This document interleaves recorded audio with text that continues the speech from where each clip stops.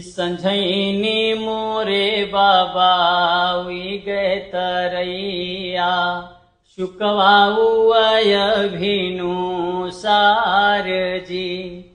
मैया की कोखिया में दुईरे ललनवा एक बहिन एक भाई जी। एक बहिन एक भाई जी।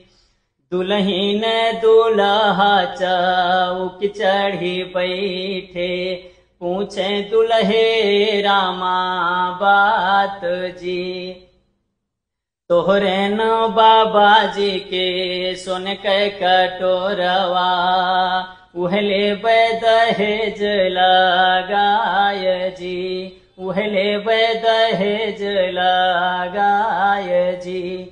इतनी बचन सुनी दुल्हन कवन रानी उलटी दिया थी जवाब जी। सुन के कटोरवा भैया दूधवा पिया तू हैं नहीं ले दहेज लगाय जी। नहीं ले दहेज लगाय जी। इतनी बचन सुनी दुल्हे कवन रामा।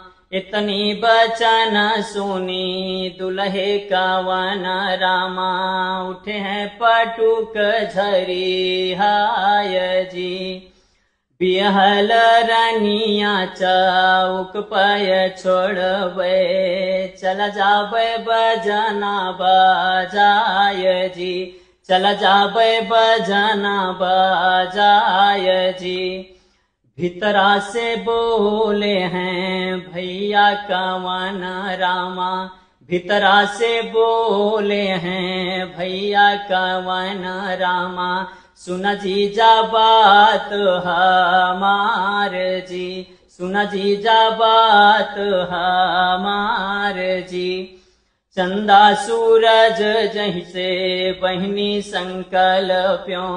चंदा सूरज जैसे बहिनी संकल्प्यों खोरवा के कवन भी सात जी। चंदा सूरज जैसे बहिनी संकल्प्यों खोरवा के कवन भी सात जी। खोरवा